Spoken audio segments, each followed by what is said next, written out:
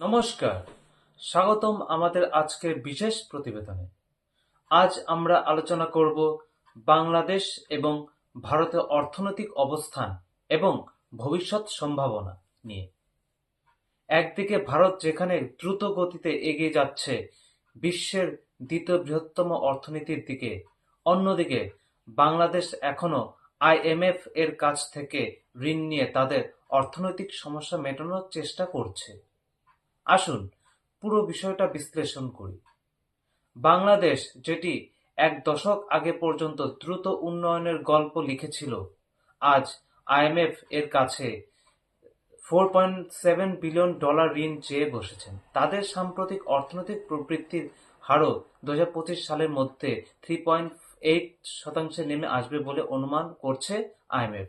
এটা কিন্তু আগের পূর্বাভাস থেকে অনেক কম। অথচ ভারত একই সময়ে তার শক্তিশালী অর্থনৈতিক নীতি এবং উদ্ভাবনী পরিকল্পনার মাধ্যমে বিশ্বের দ্বিতীয় বৃহত্তম অর্থনীতিতে পরিণত হতে চলেছে। বাংলাদেশকে সাহায্য করতে বিশ্ব ব্যাংকও এগিয়ে এসেছে। সম্প্রতি তারাও $1.16 বিলিয়ন বরাদ্দ করেছে, যা স্বাস্থ্য, পানি সরবরাহ এবং জলবায়ু সহনশীল উন্নয়নের জন্য ব্যবহার হবে। তবে প্রশ্ন হলো, এই অর্থ কি সঠিকভাবে কাজে লাগানো হবে, নাকি আগের মতোই দুর্নীতি এবং অদক্ষতায় হারিয়ে যাবে? বিশ্ব ব্যাংকের মতে, বাংলাদেশ জলবায়ু পরিবর্তনের জন্য সবচেয়ে ঝুঁকিপূর্ণ দেশগুলির মধ্যে একটি।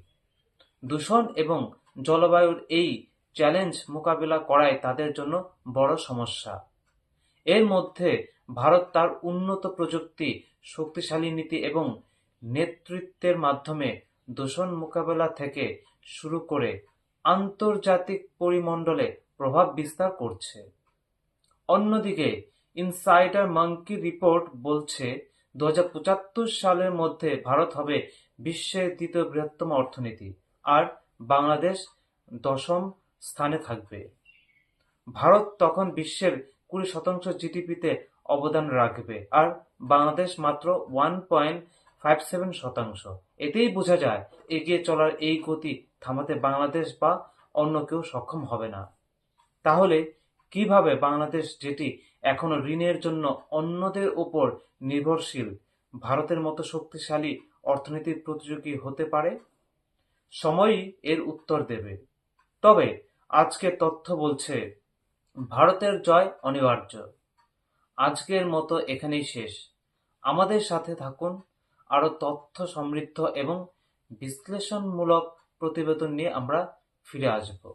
জয় হিন্দ।